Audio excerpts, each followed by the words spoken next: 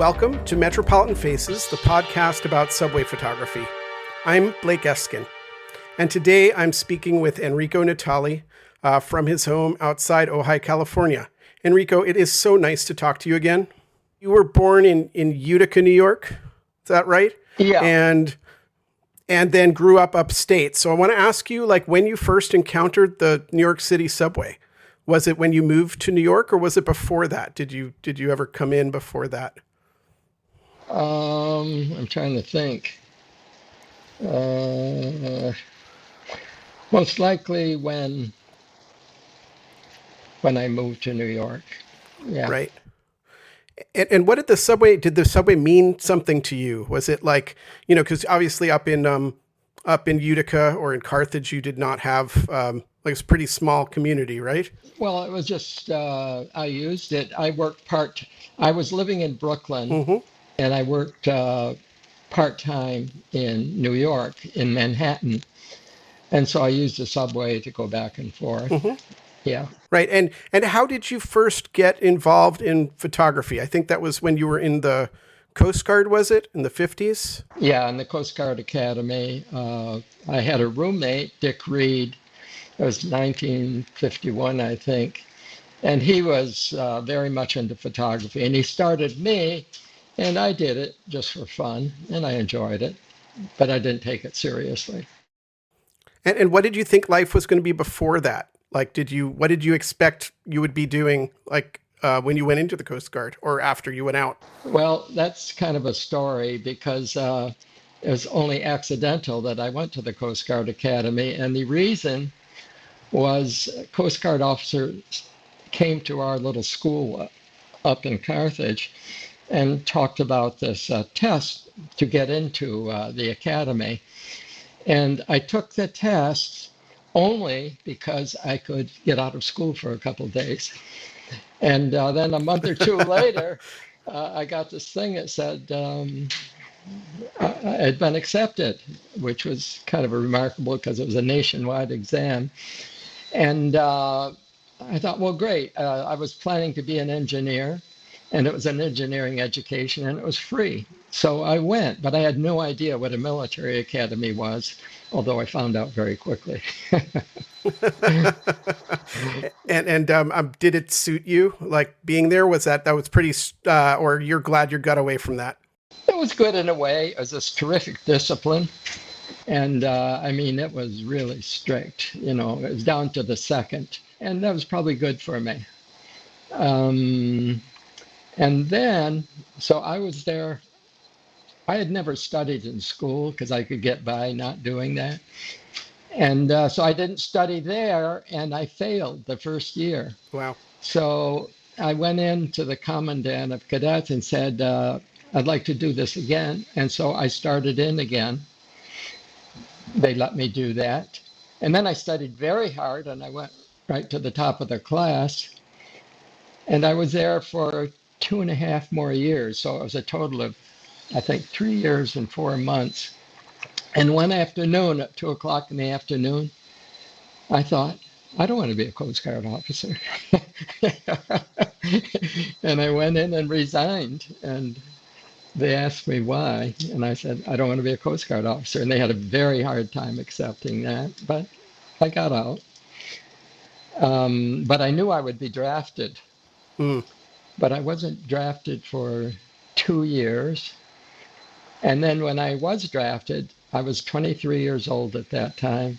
And I thought, well, you better have a good attitude or you're going to get in trouble. So I did have a good attitude, and I got good jobs. And actually, I ended up running a radio station in Germany, a ham radio station, which I really enjoyed. Yeah. So you're in the Army, and then you come to New York, right? Right. And while I was in the Army, I did a little bit of photography, but and I came to New York and I did very high level commercial photography as an assistant with Anton Bruehl, who was almost a top photographer in New York. Mm-hmm. And we did all the big ads, like the whiskey ads and different stuff. It was very high level. And I was just like second assistant. And it was fun, but I found advertising very stupid. And so after a while, I quit, and I thought maybe it'd be fun to do some photojournalism.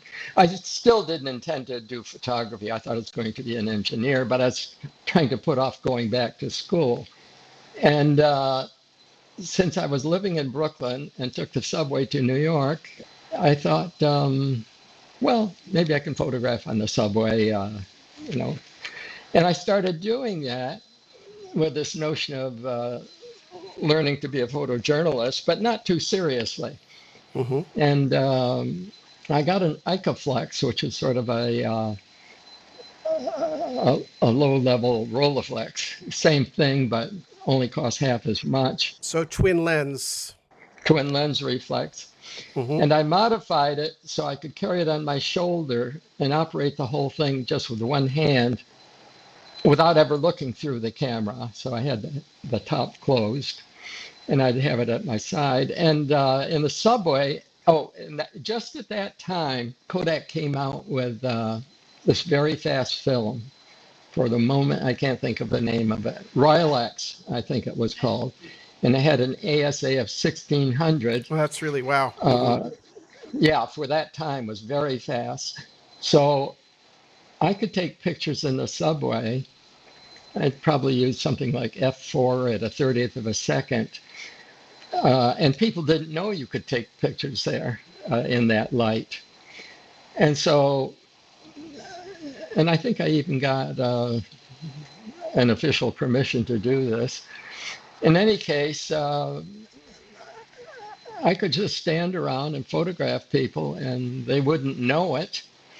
And one time I stood in front of a woman and shot a whole roll of film while she was eating an apple. And on that Icaflex, the whole roll of film was what, 12 exposures? Because it's a bigger. It was either 8 or 12. Okay. I don't remember. Yeah.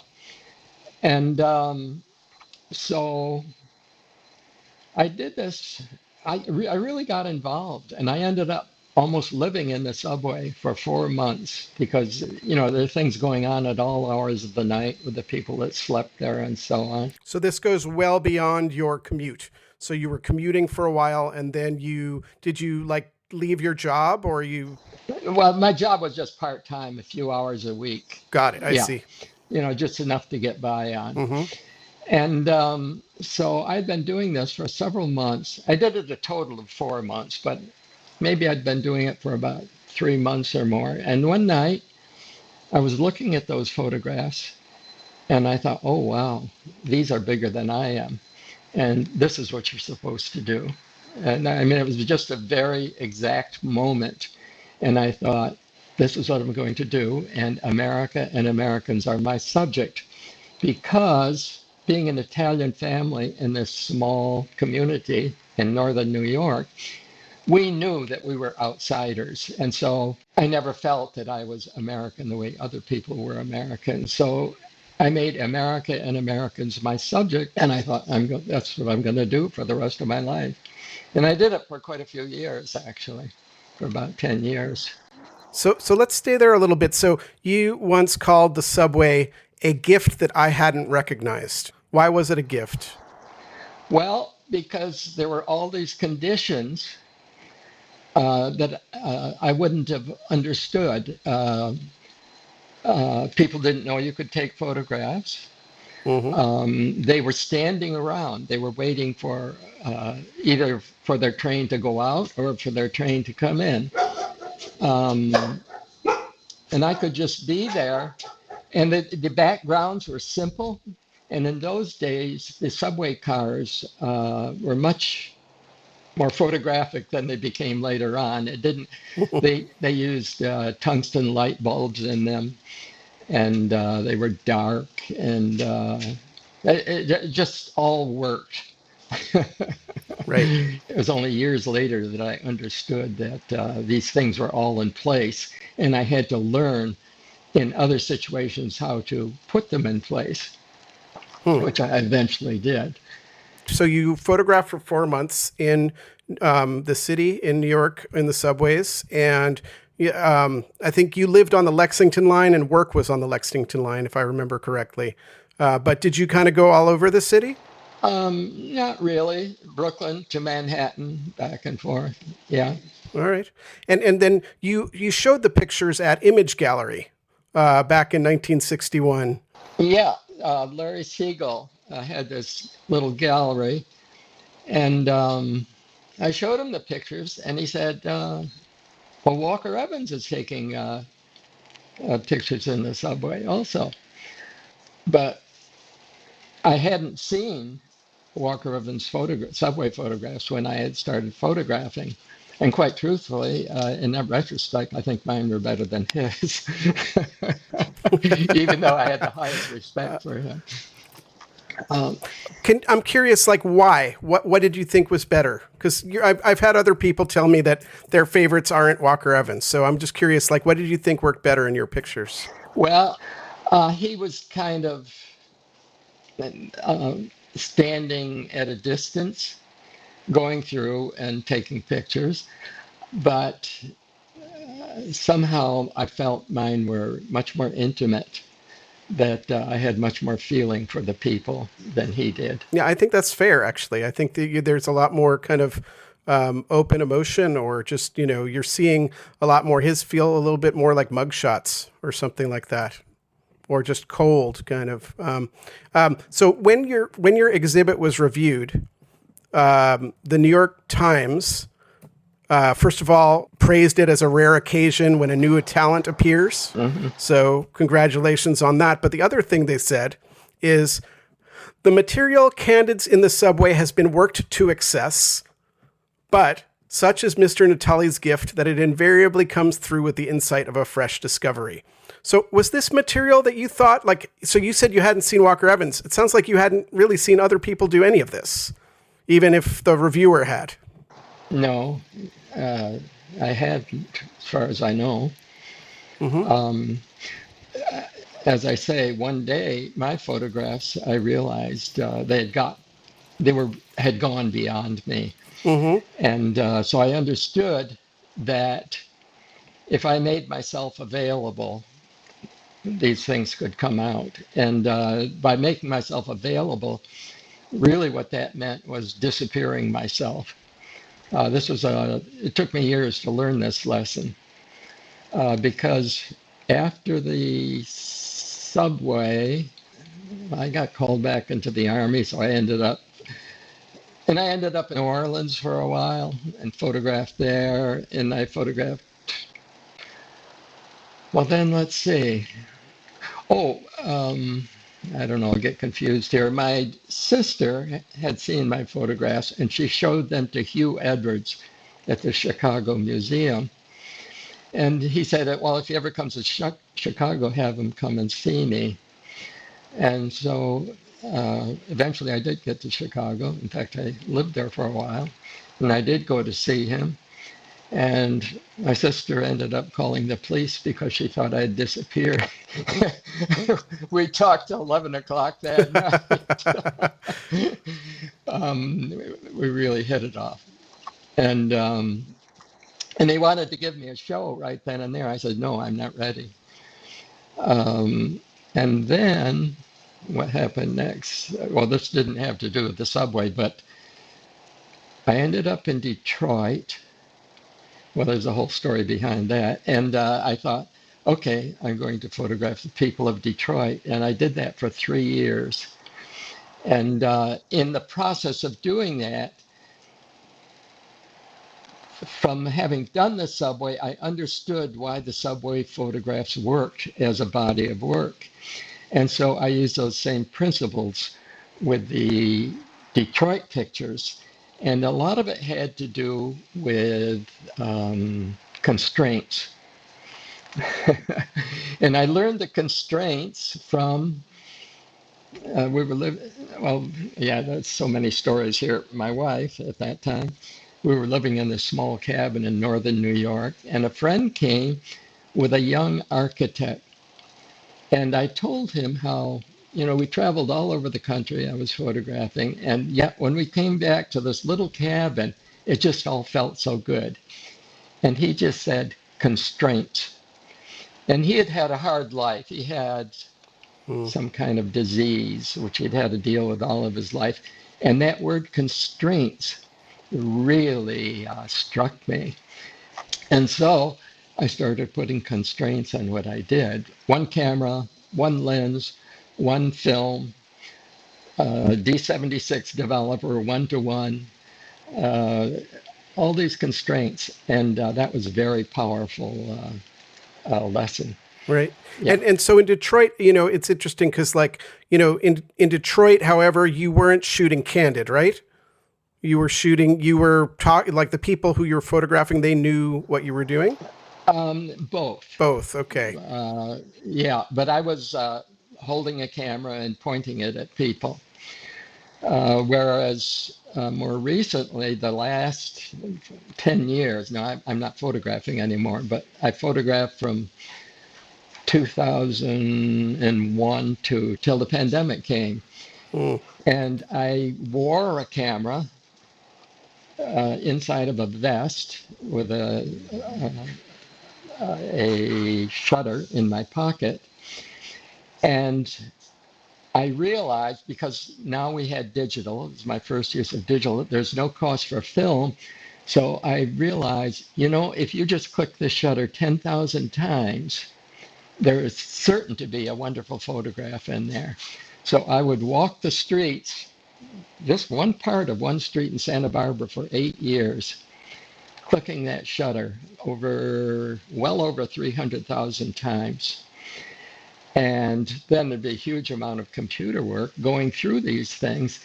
And every once in a while, I'd see this marvelous photograph. And I knew it was marvelous because I hadn't taken it. It was just there. It was part of this clicking thing that I did. So these are all great lessons that I learned along the way. Right, from the subway. I mean, the subway, on the subway, then you were shooting blind too. You were shooting from, if not the hip, from the shoulder. Yeah. And then you're shooting from the chest. And so is there something about that you are like capturing and then discovering it when you see it later, as opposed to like, how well do you know what you're getting? Or is the beauty of it that you don't know what you're getting? Well, the real beauty is that I might not even know when I've taken the photograph. And I know that was true because when I was photographing in Santa Barbara on the street, sometimes I would meet someone I know and I'd get home and I would find that I had been photographing them without knowing it.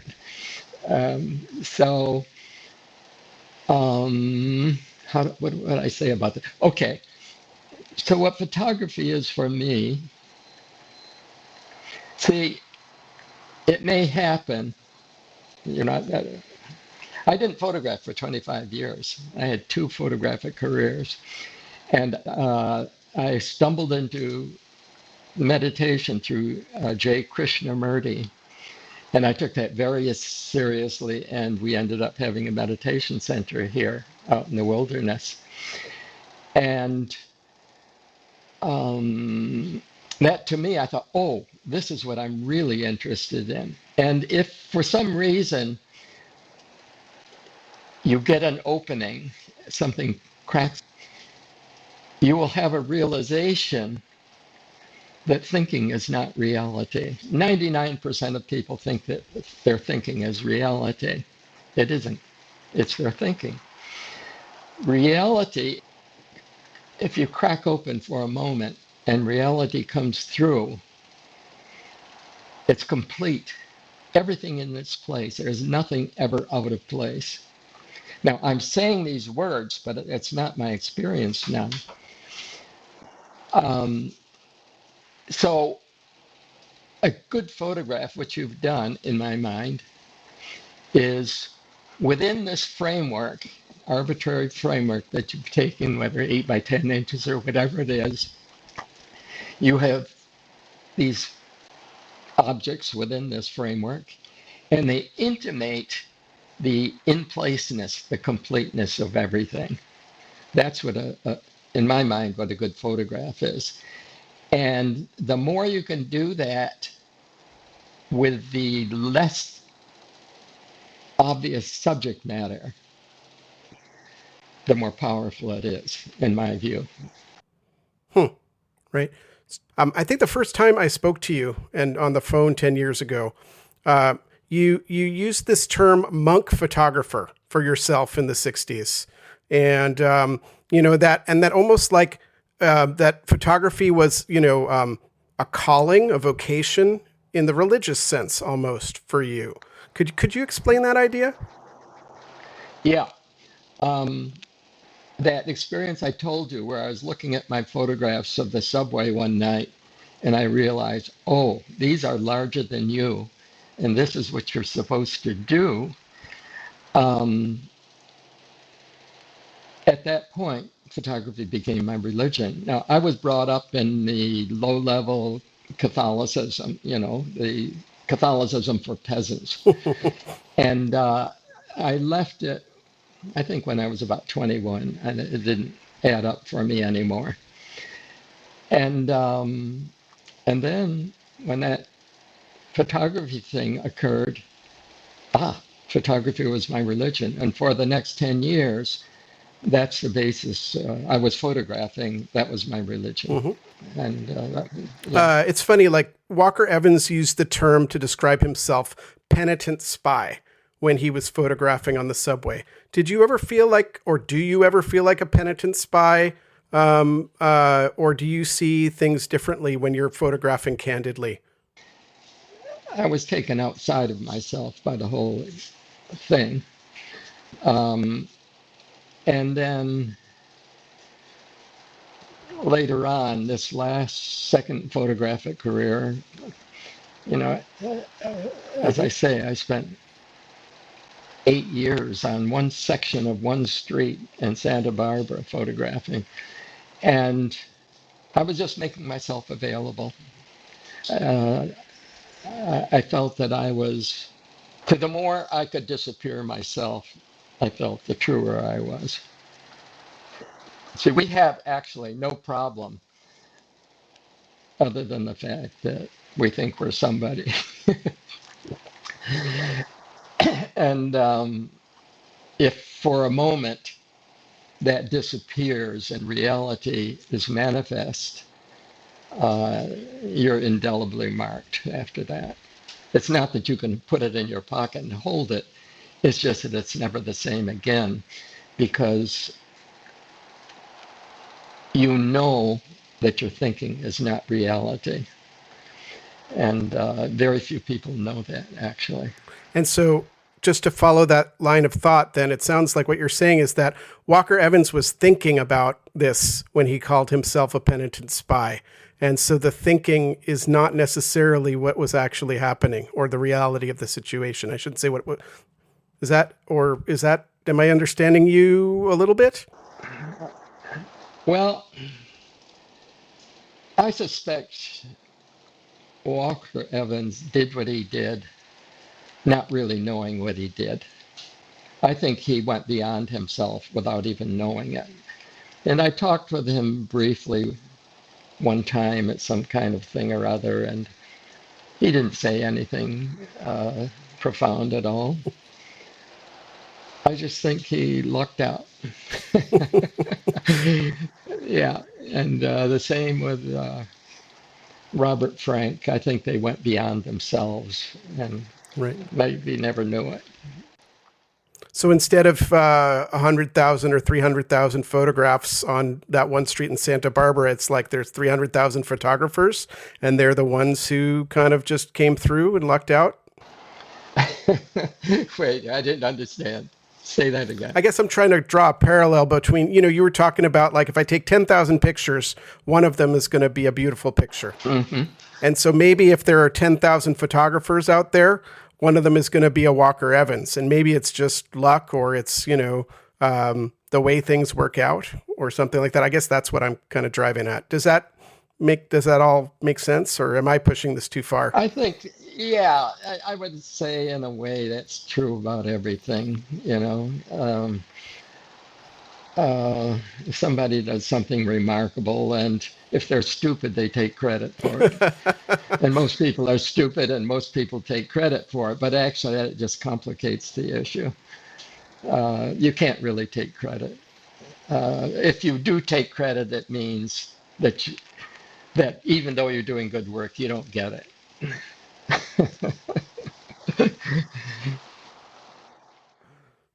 So, it's the early 70s. You've had a show of your Detroit work, right, at the Chicago Art Institute of Chicago. And then you discover Krishnamurti. And so, and so tell us how that got you to stop. Like, why does the sort of interest in whether it was meditation or spirituality, philosophy, why does that make you want to leave photography behind? Well, what happened was in 1 week from, I think it was 3 or 4 different sources. My brother, who heard Krishnamurti speak, Henry Miller wrote a chapter about Krishnamurti, and 1 or 2 other people, I can't recall now. And I thought, I guess I better check this guy out. I mean, I was not at all interested in any kind of religious thing, but I thought something about this, I better check it out. And so I got a book of his, and I read it, and I thought, oh my God, he knows what he's talking about. And I didn't think anybody could know what they were talking about. I'd read a great deal, and I'd read some psychologist or whatever, and he'd come up with some stupid little insight, and I'd feel like I'd wasted my time. But I couldn't understand Krishnamurti. But I felt this is the real deal. And so I worked at it very hard for 2 or 3 years. I was still photographing. By that time, I was photographing around the country, I think. Yeah, photographing stuff. But this was my real interest now. And then one day, 2 or 3 years later, I got a hint of what he was saying. And then, meantime, I had left my family. I mean, I was pretty crazy. And had a lovely wife and a child. That child now makes horror movies. Vincenzo Natali, you can see that. He's really good. Anyway, and I moved to New York, and I met Nadia, who's my wife now. And I was there about 6 months and kind of photographing in a desultory way.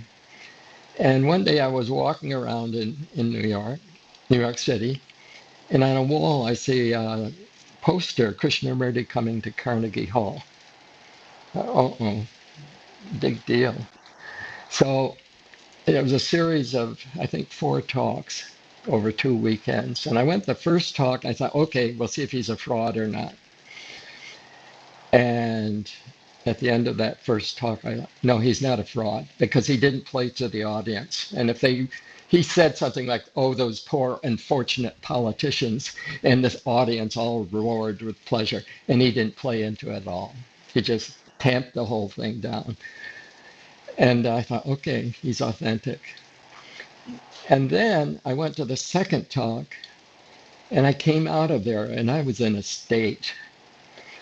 And I was telling Nadia, my wife's mother, and her friend about Krishnamurti. And while I was talking, in the spaces between my words, I felt a presence.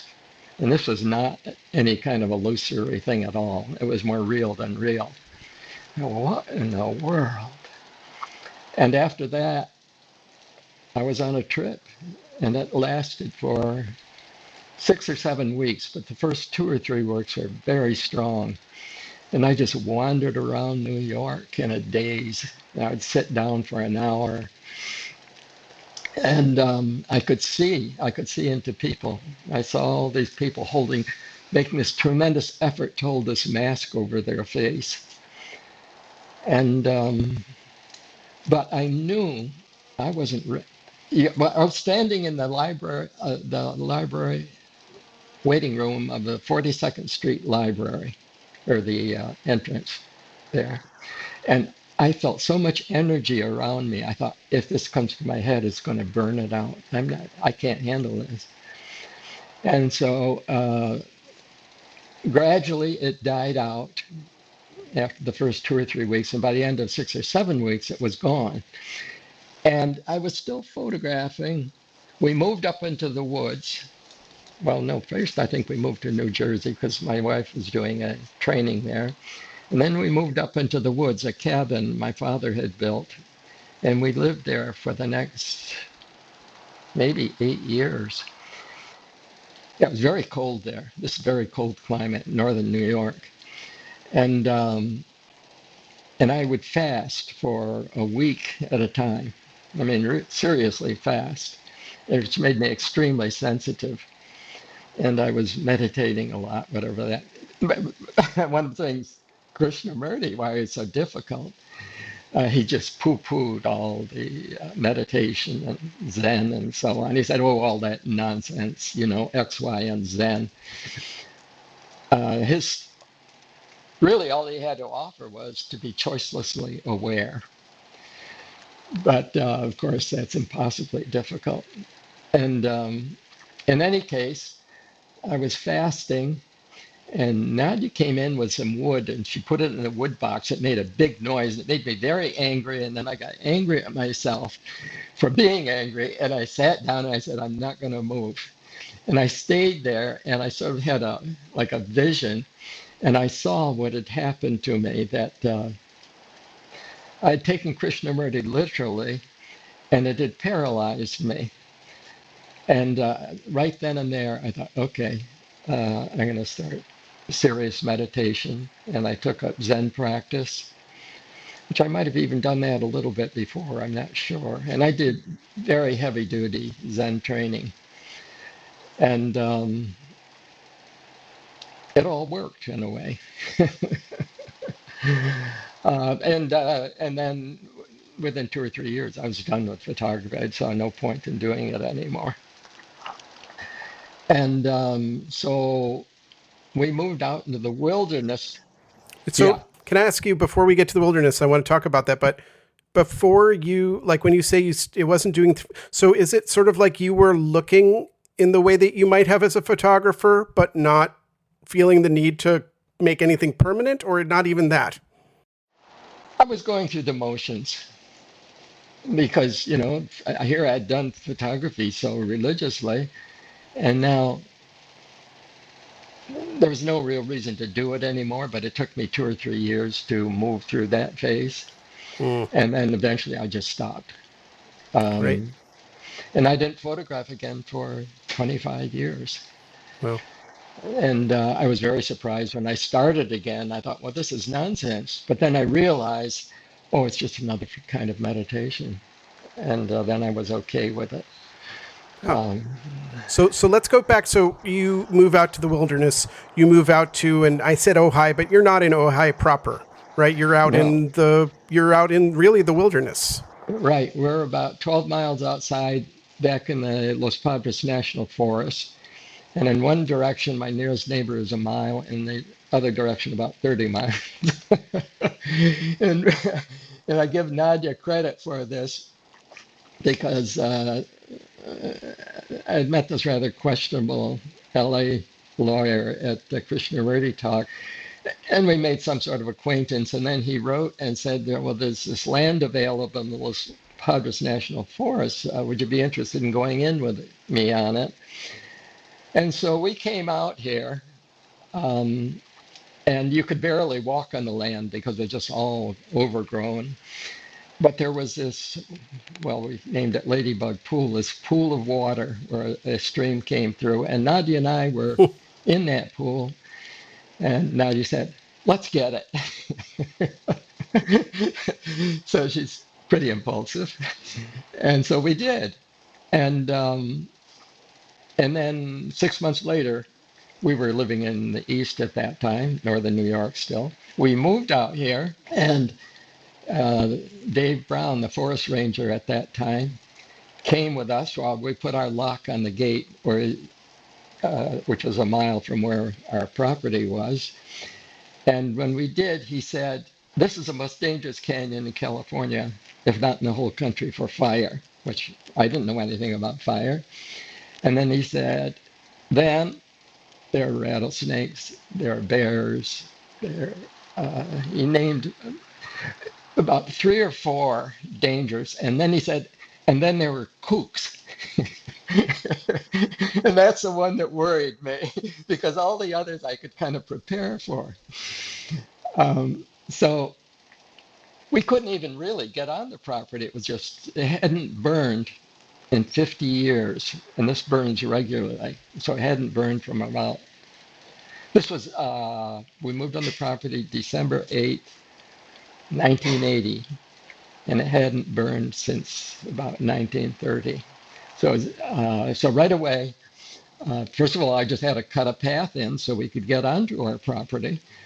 And then I started preparing for fire. And the first thing I did was, it took me a little while, but we put in a reservoir of water to fight the fire. And then, gradually cleared and built the house. And 5 years later, I looked up and I saw smoke.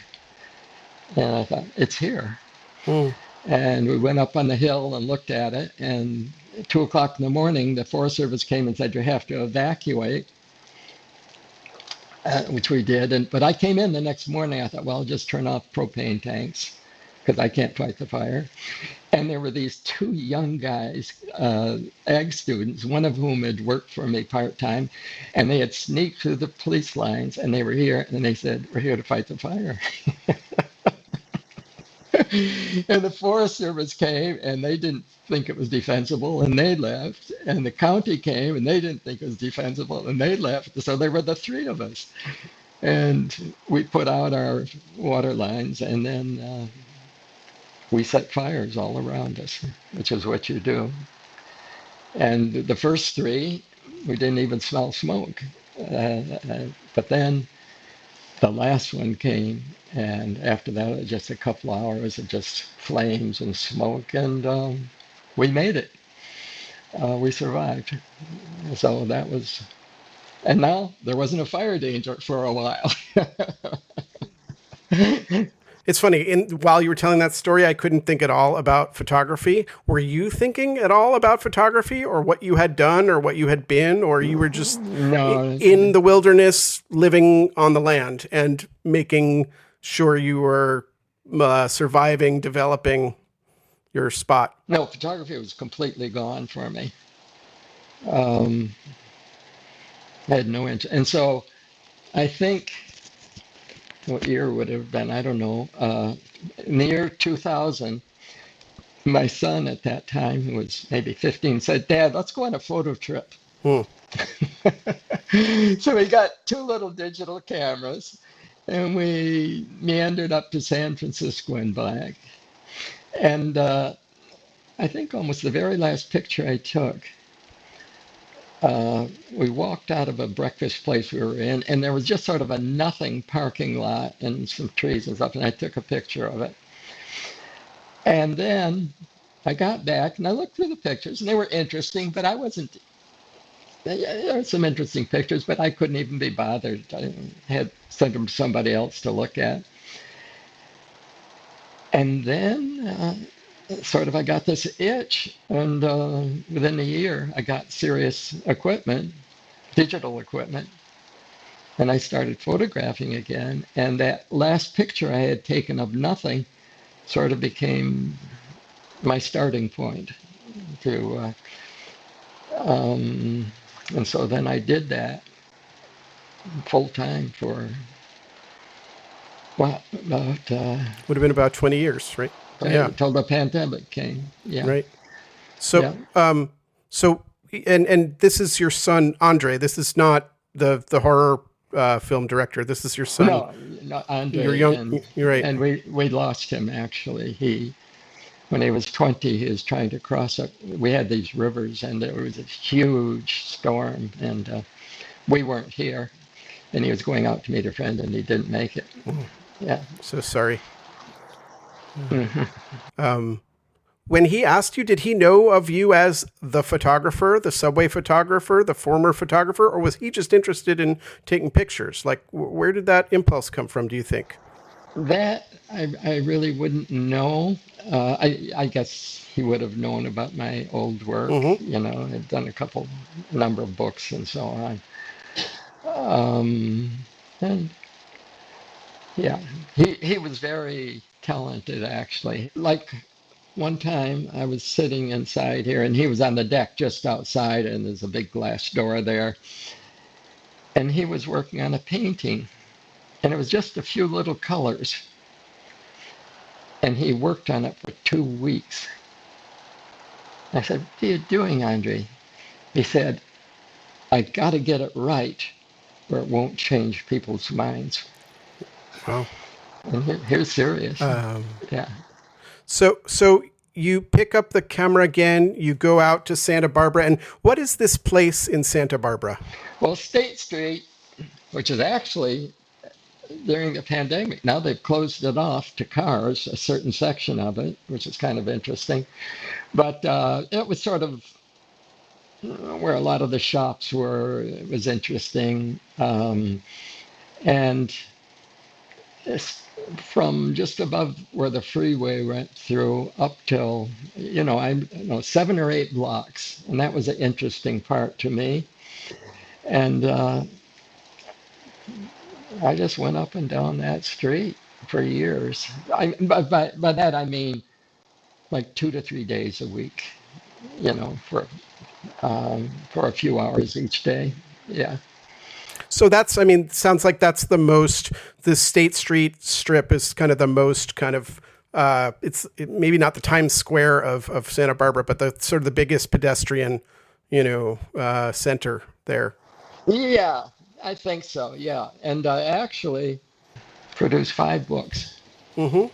Well, the first one, okay, I came back into photography. And so, wait, I get my story straight here. I started photographing again, and for the next 10 years, I photographed. I traveled around and I photographed mostly in the West, a little bit in the East, but mostly in the West, and I photographed stuff, Stuff, not people. not Okay, people particularly. landscapes. Mm-hmm. You're right. Yeah. And then I published that as a book. I could send I these think I books to have you. that one. Yeah, yeah. Uh, Mm-hmm. I think you okay. gave me And a that was couple of your called books. I got what was it? You have a trilogy that you gave me when I came to visit. Okay, yeah. So this is the first in that trilogy, and it was called Just Looking. Is that one? no, The Color of Paradise, and the subtitle was Just Looking, Hmm. and that was quite interesting to me because I had never photographed so intensely of things, and it was 10 years and 100,000 miles on my car. And I felt very good about it. And then, almost inadvertently, I thought, I wonder if I could photograph people again. And I got this little Sony camera, and I started walking around with that. And then I got a more serious Sony camera, and then I developed this thing of just wearing it and clicking randomly. And so I did that for 8 years, and I did 4 more books. Two of them you have, and then I did 2 more. The last 2, which you wouldn't have, I guess, would be called uh, Every Luminous Moment. The last one was Everyday Nirvana. Those last 2 books each had 81 photographs in them. The earlier ones, maybe I put too many photographs in. I don't know. And the funny thing is, once in a while, I'll pick up one of these books and I'll look through them, I think, oh, wow, this is so good. But I don't feel like I made them, so I guess I can say that. And meanwhile, the Santa Barbara Museum or someone rediscovered your subway photographs from 1960 and brought them to the public. Yeah, the Santa Barbara Museum. What was it like for you, for people to be interested in these 50 years later? Oh, yeah. I still sort of believed in doing things like that. I don't believe in that anymore, but at that time I did, and I was I was very pleased. And Doing things like that, like letting people see your old work, is that what you meant? showing it and thinking that it made a difference in the world and so on. Um, yeah, I don't hardly have that anymore, but at that time I did. Yeah. Uh, um, yeah, I'm in a different phase now Mm-hmm. because, well, a week ago I had my 90th birthday. Happy birthday. Yeah, and my body's falling apart, but I'm still functional. And now my great pleasure is I'm still able to work outdoors. I can't really read anymore, but I can on a computer, but not a book because my eyes have deteriorated. But I work fine. I can function fine so far, and my body still functions more or less. Quite a bit of pain and so on, but I really love working outdoors. I mean, it's a great pleasure to me. And we have What this. do you love doing? What are you doing? You chopping wood? You like Uh, planting trees? Like, what are you doing when yeah, you're outdoors? uh, it's an amazing property here, and it's in the Los Padres National Forest.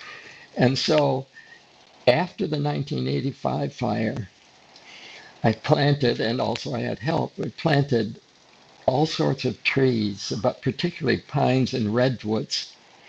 And now you go through this wasteland, and then suddenly you come on this area, I don't know, maybe 15 or 20 acres of it.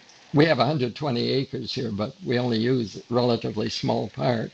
And there are all these enormous trees. I mean, they must be close to 100 feet high. And it's just this spring was the most spectacular I've ever seen. We had 74 inches of rain last winter, Mm-hmm. Wow. and everything's growing like crazy. Well, we have all these tarps up to give us some shade, but it's just spectacular. All this gorgeous growth. It's just wonderful.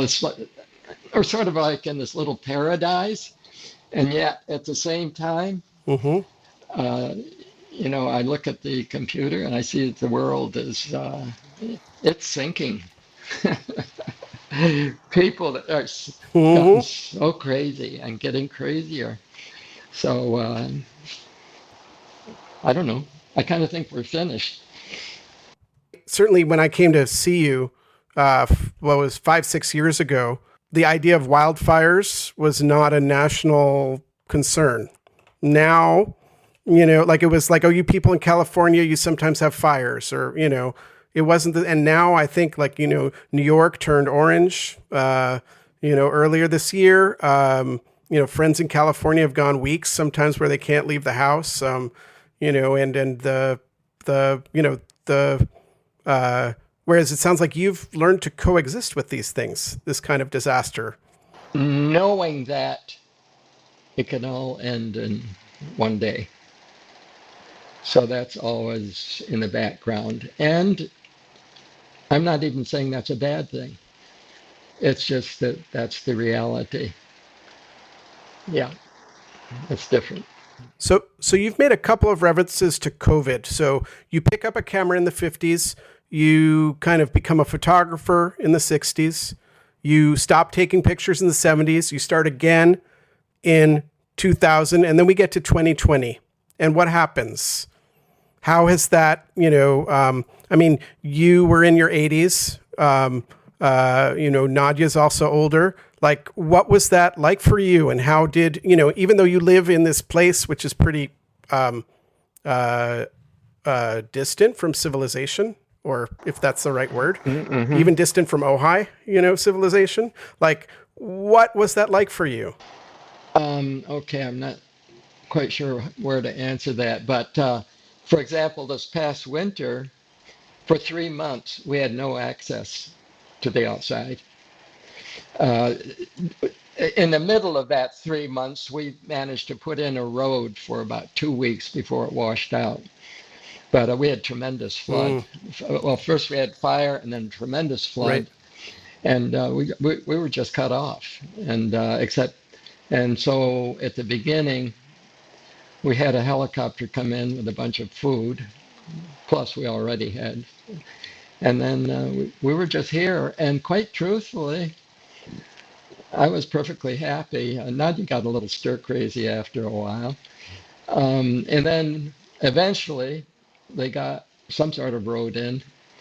And I went in and got out. And down in Ojai, they only got half of the rain that we got. And quite truthfully, I was happy to get back in here. You were maybe one of the people in the United States who was ready for everything to end on, in a day, in a second, whatever. Like, being like living in where you live and living, in fire land. But it sounds like this was something that, what was it? Something, did that make you better prepared for it? That sounds like I don't know if maybe that's just a stupid question, but. Well, see, I guess I always had a tendency toward the hermit thing. And when I was quite young, probably in my early 20s or so, my father warned me. He was a woodsman, and he started me hunting when I was very young. And he knew some old half Indians who lived in the woods. And he said, it's no good. He said, they don't take care of their families. I remember him showing me, we'd be out in the deep woods, and he'd show me a tree on its side with some branches over it where someone would live. And he said, these people go bad. And so he was sort of warning me, don't become a hermit. And so I guess I had a little of that tendency, but Nadia keeps me on track. And but I don't know. It's just this whole life, Blake. Uh, I have to question myself all the time now, because am I just withdrawing from life, which I don't think is particularly desirable, or am I just getting a truer perspective on life? And maybe it's a mix of both, but I'm very concerned about that I'm just withdrawing. That doesn't interest me. Mm. Yeah. Well, let me ask a different question. What is it like to look at these pictures from more than 60 years distance? Do you look at them? Do you recognize the place? Do you recognize the person who took them? These subway pictures from 1960. Well, first of all, and I almost don't like to say this, I think that those pictures are as good as anything I've ever done, if not better. That's great. Well, Enrico, thank you so much for your time. Thank you so much. It's such a pleasure to talk to you again. Thanks for being with us. Yeah, thank you, Blake. It's kind of fun to talk about myself. You've been listening to Metropolitan Faces, the podcast about subway photography. For more about Enrico Natali's photographs, check out enriconatali.com. That's ENRICONATALI.com. You can also find things we talked about today through the show notes at metropolitanfaces.com. You can follow Metropolitan Faces wherever you listen to podcasts, and you can subscribe to our email newsletter, sign up at metropolitanfaces.com, and our Instagram is Metropolitan Faces, all one word. Metropolitan Faces is a production of Noun and Verb Rodeo. Production and editorial assistance by Maddie Berger and Katie Pruden. Our identity was designed by Jesse Reed at Order.